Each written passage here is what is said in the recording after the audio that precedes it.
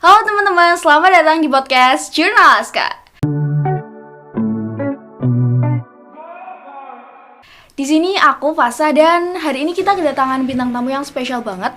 Dan teman-teman penonton setia Jurnalaska pasti udah tahu. Di sini kita kedatangan Mbak Teh Indah. Perkenalan dulu. Apa? Perkenalan. Oh iya boleh. Ya. Kenalin, nama aku Denta Gawista Resmi. Kalau kalian nonton dari episode 1 podcast Jurnalaska pasti tahu aku. Karena yang episode pertama dari podcast Jurnalaska itu aku dan dia namanya Bu Ari. Jadi pasti tahu sama aku. First host ya kak ya. Iya. Dan Mbak Denta ini adalah ketua Jurnalaska tahun pelajaran 2020-2021 gitu. Gimana Mbak Denta hari ini kabarnya? Alhamdulillah sehat, bisa datang ke sini akhirnya. Iya, akhirnya berhasil datang lagi ke sini ya kak. Setelah mungkin kemarin agak pusing tentang kelulusan ya. Nah, kan udah ujian, praktek ujian sekolah, terus kemarin hari Minggu aku ada UTBK juga. Lumayan menguras pikiran dan tenaga. Iya. Kalau boleh tahu nih Mbak Denta mau lanjut kemana ya kira-kira? Masih rencana kan masih nunggu hasil dari UTBK kemarin kan tanggal 23. Rencananya di UNS, tapi masih belum tahu sih, semoga keterima ya, doain. Iya amin. Kita doain bareng-bareng ya teman-teman yang nonton di rumah bisa bantu doa sekalian gitu. Nah Mbak Denta ini kan ketua sebelum yang ini ya. Terus kalau lihat makin kesini tuh Jurnalaska tuh makin gimana sih Mbak? Keren banget, apalagi kan dulu tuh waktu tahunku itu kan benar-benar membangun banget kan, karena dulu tuh Jurnalaska tuh kan sebelumnya namanya bukan Jurnalaska ya, jadi sebelumnya tuh namanya Jurnalistik SMA Negeri 2 Batang, dan itu kayak hampir mati gitu loh ekskulnya, dan aku, Pak Ayin dan tim-tim yang lain itu benar-benar membangun dari nol banget, dan sekarang udah keren banget kayak gini, apalagi kemarin habis dapet penghargaan juara 3 ya. Keren banget, pokoknya bangga banget. Iya. Boleh dong Mbak diceritain kalau awal mula merintis ulang gitu. Kok bisa namanya dari Jurnalistik SMA Negeri 2 Batam jadi Jurnalaska gitu. Iya, karena kan ini waktu nama Jurnalistik SMA Negeri 2 Batang itu kan kita tuh kayak nggak menghasilkan karya yang sebanyak ini, dan masih dilihat sebelah mata banget lah sama anak-anak di SMA Negeri 2 Batang, kayak nggak ada gitu, kayak nggak kelihatan.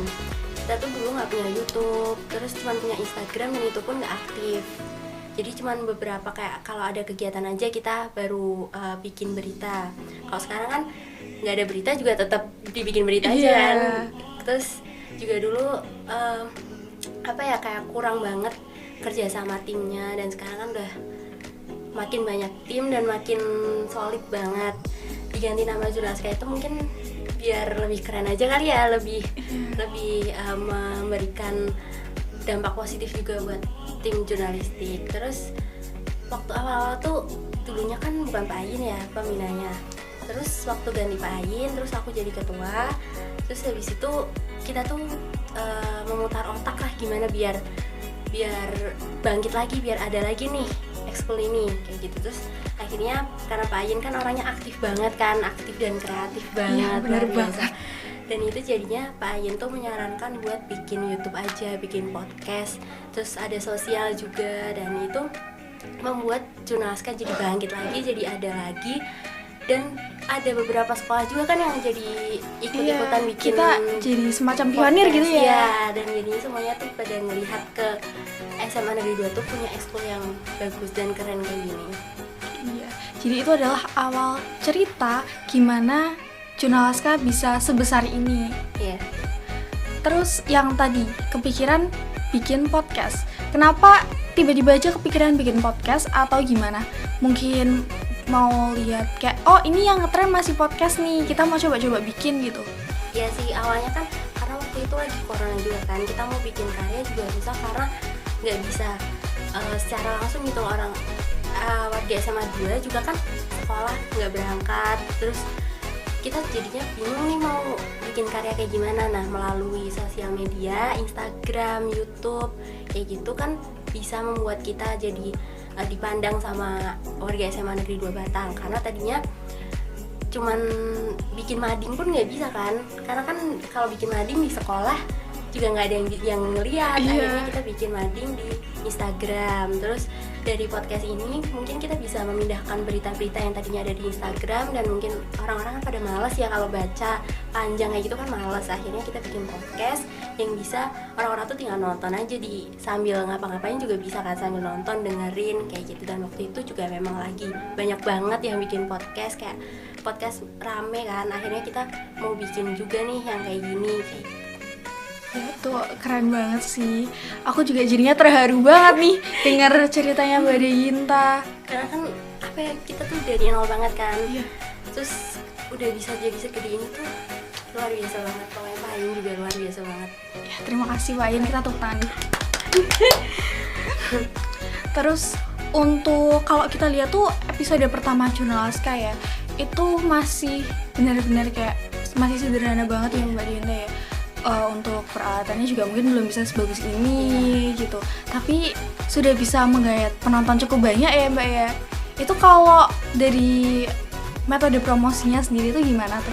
Jadi waktu itu kita banyak banget dari semua tim Jurnalaska itu harus posting di WA, di story WA, terus story Instagram. Akhirnya semua orang-orang pada ngeliat. Terus kayak waktu ketemu orang juga, ayo subscribe dan follow Instagramnya juga Pak Ayun juga. Semua orang yang ditemui Pak Ayun mungkin disuruh subscribe di Jurnalaska, channel Jurnalaska ini. Terus akhirnya mulai berkembang, mulai banyak followersnya, dan sekarang udah berapa? 1.000 lebih ya? Iya benar banget. Itu sampai segitu, itu benar-benar cari banget siapa aja deh, suruh follow, suruh subscribe kayak gitu. Kalau Mbak Deyinta suka dukanya jadi ketua Jurnalaska waktu itu gimana tuh? Kalau suka, banyakan sukanya sih sebenarnya sama dukanya, karena kan membuat karya, menghasilkan karya, apalagi diapresiasi sama banyak orang sampai bisa berkembang banget lah, berkembang pesat Jurnalaska itu ya. Terus juga akhirnya sekolah tuh ngelihat ada ekskul Jurnalaska ini yang punya potensi untuk bisa jadi berkembang lebih pesat lagi, lebih besar lagi. Itu seneng banget sih setiap menghasilkan karya, terus ada yang nge-like, karena awal-awal itu kan bener-bener kayak gonjang-ganjing gitu loh, kayak ini ada nggak yang nge-like, ada nggak yang nonton. Akhirnya ternyata banyak yang nonton kayak gitu, seneng banget. Terus mungkin dukanya tuh karena dari nol banget kan, terus susah juga buat ngajak orang-orang untuk nonton, untuk subscribe. Itu kan lumayan perjuangan ya, dan banyak banget kerjaan lah pokoknya, bikin ini, cari ide itu, terus sosial juga kan kita cari info-info kayak gitunya sih paling. Tapi banyak sukanya ya, karena menghasilkan karya itu menyenangkan. Ya namanya proses ya. Yeah. Jadi menghargai proses itu adalah salah satu tahapan dimana kita yang kayak ternyata kita bisa loh berproses sampai sejauh ini ya, jadi bisa besar banget kayak gini. Kita menghasilkan banyak karya dan informatif buat teman-teman yang ada di rumah yang pengen tahu tentang info-info baru walaupun cuma dari gadget, dari HP, dari YouTube, Instagram gitu ya. Terus kalau dulu tuh gimana sih Mbak Deyinta bagi waktu antara Jurnalaska sama kehidupan sekolah? Kan soalnya merintis dari awal banget ya, berarti banyak banget yang harus dipersiapin dan dipikirin gitu. Oke, jadi waktu itu kan masih daring ya, kalau sekarang kan udah mulai berangkat. Nah waktu itu daring, dari pagi sampai sore itu kan lumayan nganggur kan, paling cuma ikut pelajaran dan itu bisa sambil ngerjain Jurnalaska juga. Jadi untuk tugas-tugas ya paling aku ngerjainnya malam sih, dan kalau pagi sampai sore tuh pasti, apalagi Pak Ayun, kamu tuh sendiri kan, Pak Ayun tuh kan orangnya aktif banget dan ada aja yang keluar idenya, ide baru ya. gitu ya. Jadinya waktu pagi sama sore yang luang itu kita pakai buat bikin karya, bikin konten. Nah buat tugas-tugas sekolah kita bisa kerjain malam. Terus juga kalau misal ada hari libur dari Jurnalaska sendiri, misal minggu kita kasih nih buat weekend istirahat kita, itu baru kita bisa ngerjain tugas sekolah, tapi nggak ketinggalan juga sih sekolahnya. Iya tetap jadi solid ya, semakin solid. Iya, ketinggalan pelajaran juga enggak, karena memang udah ada time managementnya juga ya Mbak ya. sebenarnya juga nggak menyita waktu sih jurnalis kayak ini, karena kan nggak full time banget kan, nggak setiap hari setiap waktu harus ngerjain podcast kayak gini kan, enggak. Jadi waktu luangnya bisa kita pakai buat tugas. Iya, karena banyak juga yang anggotanya, jadi bisa bagi-bagi waktu, bagi-bagi orang. Oh, kamu yang bagian ini deh, nanti yang lainnya di hari berikutnya gitu. Karena kan emang dibagi kan, ada tim podcast, terus tim Instagram ada juga, terus yang edit juga ada lagi kayak gitu, jadi nggak terlalu repot sih. Oh ya nih, ngomong-ngomong soal pembagian gitu, gimana sih awalnya kok jadinya ada pembagian-pembagian kayak gitu? Oke, kan jurnalis kayak itu kan banyak banget ya, ada podcast, terus ada sosial, ada Instagram juga, mading online. Nah itu kan kalau misal dikerjain tanpa ada pembagian tim itu kan akan susah kan. Misal kamu nggak masuk ke tim mana-mana nih, nggak ada pembagian tim, kamu ngerjain semuanya juga susah kan. Jadinya kita bagi tim supaya nggak terlalu numpuk juga kerjaannya, karena kan setiap misal ada hari penting gitu, terus kita buat kayak mading yang ada di Instagramnya Jurnalaska, itu kan nggak setiap apa ya, misal aku harus bikin mading, aku harus bikin podcast, aku harus bikin sosial kan, enggak kan.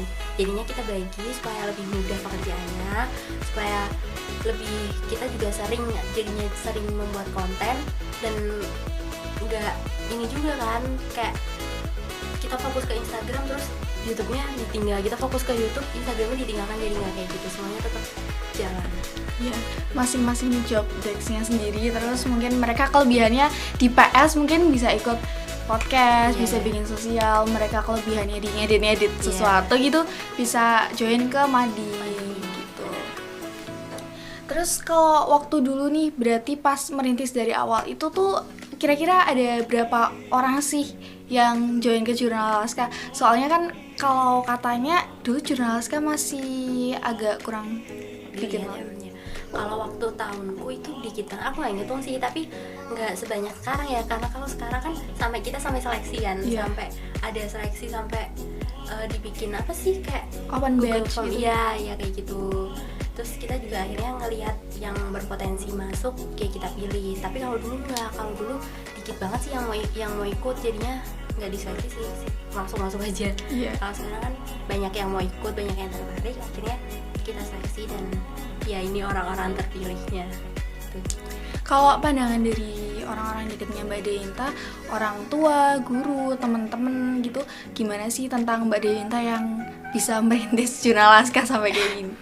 Kayaknya gimana ya, kalau aku sendiri yang bisa mungkin dibilang aku yang merintis tuh ya gimana ya, kayak kurang tepat ya, mungkin tim Jurnalaska di tahunku yang merintis dari nol banget itu apa ya, bangga pasti, apalagi aku yang ngerasain sendiri. Dari orang tua sih support ya, karena kan akhirnya aku jadi aktif, karena kan di sekolah nggak berangkat sekolah kan, terus kayak di rumah cuman kayak gitu-gitu doang, jadinya bikin kayak gini tuh membuat kegiatan buat aku tuh nggak nganggur gitu loh, terus jadinya aktif lagi. Terus dulu kan aku juga waktu SMP tuh kan ya lumayan aktif lah ya, tapi di SMA tuh kan aku cuma ikut Jurnalaska doang, dan kalau Jurnalaskanya nggak jalan juga aku jadinya bingung mau ngapain, kayak nggak punya kerjaan. Terus sekolahnya juga kalian ngerjain tugas di rumah, terus ikut sekolah daring kayak gitu kan, kayak nganggur kan, sama aja kan. Jadinya dengan melalui Jurnalaska ini aku dan teman-teman bisa menghasilkan karya, dan akhirnya nggak gabut di rumah. Ya, daripada nganggur ya, mending produktif. Soalnya waktu itu juga masa-masanya ayo produktif gitu, dilihat dari orang-orang di media sosial gitu ya. Akhirnya kan saat itu juga sebenarnya Jurnalaska itu salah satu, mungkin hampir satu-satunya ekskul yang waktu corona tuh masih jalan loh, karena ekskul lain itu kan jadinya berhenti kan, karena emang nggak boleh berkegiatan. Tapi Jurnalaska tetap jalan, karena kan emang kita kan membatasi juga ya untuk kumpul-kumpul banyak orang, itu kan jadinya tetap aman tapi tetap produktif gitu. Dan akhirnya ya dilihat sekolah deh, kok baru kelihatan nih, akhirnya kelihatannya dan langsung besar gitu loh, keren banget. Iya, keren banget. Terus rasanya gimana sih waktu pertama kali nge-host di channel Jurnalaska?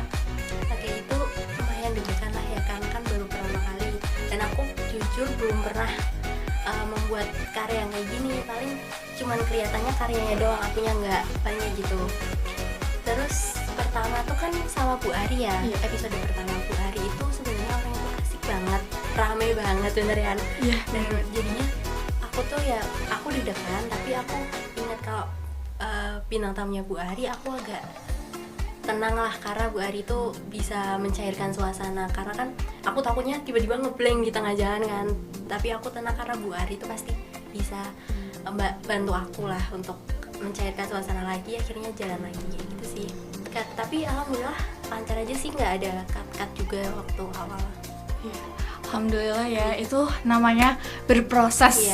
Iya. Deg-degan tuh pasti, tapi tetap harus percaya diri, harus yakin bahwa bisa. Ya usahakan tidak akan mengkhianati hasil gitu ya. Benar. Terus waktu Mbak Dayinta pertama jadi host gitu ya, mungkin kan Mbak Dayinta tuh ada latihan-latihan gitu nggak sih sebelumnya, selain langsung biar jadi host sama Bu Ari gitu?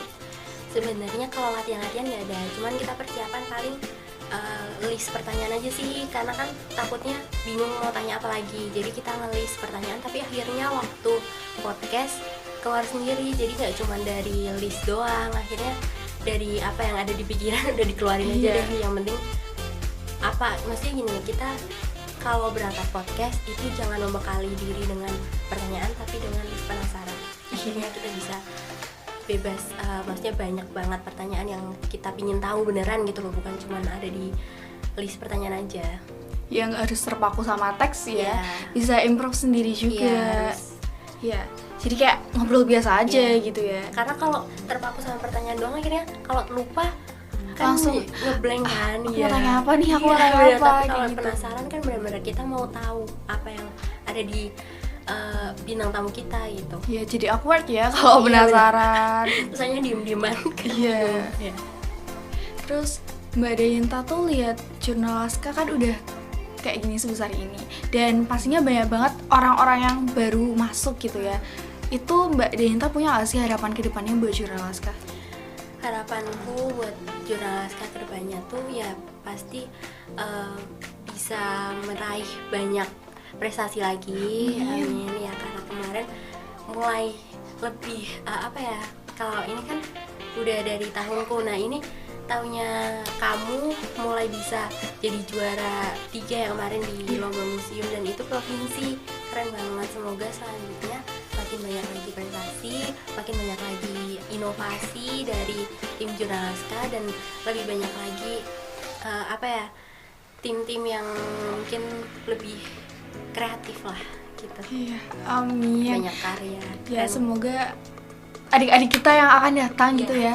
Oh ya, belum ya, karena kan habis ini mau ada nih. Kamu mau pensiun juga kan? Iya, bentar lagi udah mau naik jadi kelas 12, udah jadi yang pensiun. paling tua. Tetap harus berkarya. Iya. Meskipun udah nggak di sini, tapi tetap ikutan juga nggak apa-apa kan, join. Iya, join. Terus liatin, lucu banget. Pada bikin podcast kayak gini. Mungkin Mbak Dayinta lihat aku sama teman-teman juga gitu sih. Lucu banget adik-adikku sekarang bisa. Ya gitu ya Mbak Dayinta, lihat kita kok lucu, adik-adikku yang tadinya masih sama aku gitu, terus tiba-tiba udah bisa ngomong kayak gini, bikin konten-konten gitu. Pasti ada lah ya rasa-rasa kayak gitu, rasa-rasa bangga juga. Iya, dan kangen juga sih sebenarnya, rasanya deg-degan sebelum, apalagi kalau ketemunya bintang tamunya misal guru nih, dan gurunya tuh yang udah dihormati banget gitu loh, itu pasti deg-degan banget sih. Oh iya ya Mbak Dayinta, sebelumnya tuh ngawasin banyak banget guru-guru, spesialis guru-guru ya deh. Apa ya, waktu deg-degan paling deg-degan tuh waktu Pak Nur Rohim juga deg-degan aku ya, Pak Nur Rohim. Terus kepala sekolah itu deg-degan banget sih, karena kan dihormati banget kan, aku takut salah ngomong gitu sih. Tapi itu udah keren banget loh Mbak Dayinta. Mbak Dayinta bawain podcast ya, jadi host sama guru. Kan biasanya kalau orang biasa nih itu ngomong sama guru, ngobrol sama guru kayak yang sungkan gitu ya, takut untuk tanya-tanya. Dan Mbak Dayinta berhasil mematahkan itu semua. Gitu, keren. Sih, tapi apalagi waktu Pak Nur Rohim, karena beliau kan udah lama di SMA Negeri 2 Batang kan, dan dihormati banget gitu loh. Terus aku mau ngobrol apa nih, gimana nih biar bisa ngobrol santai gitu, tapi ternyata ya beliau asik juga sih, nggak terlalu serius banget gitu kan. Ternyata bisa. Jadi tetap yakin ya, paling utama tuh harus yakin bahwa kita tuh bisa. Selain persiapan nih, ada lagi nggak sih yang dikangenin dari Jurnal Laskar? Ya kayak gini nih, kayak Ya ngobrol-ngobrolnya ya. Yang di belakang kamera nih lagi pada merhatiin, terus kayak kita benar-benar apa ya, yang di belakang kamera tuh kayak support gitu loh. Dan kita tuh dulu tuh karena kan belum punya peralatan yang selengkap ini ya, jadinya lumayan ribet juga gimana ngakalinya. Terus kita kan kadang di sekolah juga kan, kayak di lapangan terus rame gitu kan juga susah gitu. Kalau sekarang kan lebih udah punya studio, terus udah punya tim di belakang yang membantu banget lah ininya. Kalau di sekolah kan susah ya. Iya bener banget. Aku inget sih waktu itu aku pertama kali jadi host podcastnya Jurnal Laskar, itu kita di lapangan, terus kan? Mbak Deinta datang bersama tim lain, gercep bantuin kita tata-tata dan lain sebagainya. Padahal itu ramai banyak orang banget ya Mbak. Iya, dan sampai susah kan jadinya, Iya. karena bocor sana sini. Jadi susah. sampai harus nge-stop orang-orang yang masih main di lapangan. Iya benar. Oke.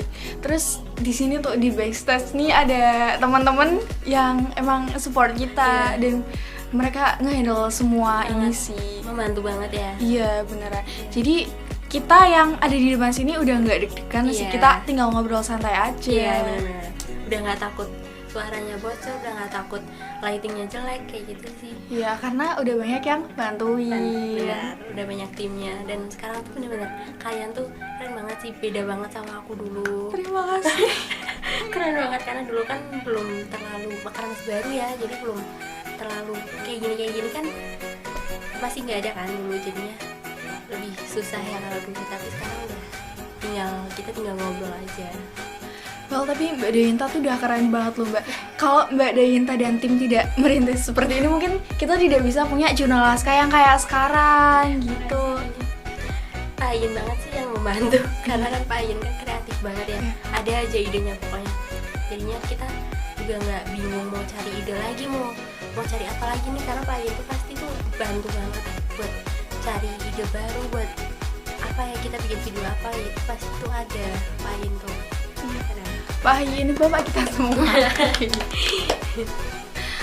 For the last question nih Mbak, ada nggak sih yang mau disampaikan lagi mungkin ke adik-adik Jurnal Laskar yang nanti bakal join gitu, ke Pak Hayin atau ke teman-teman timnya Mbak Deinta waktu itu? Oke, buat timku dulu mungkin ya, makasih banget udah membantu tim Jurnal Laskar bisa jadi sebesar ini sekarang, jadi sekeren ini sekarang.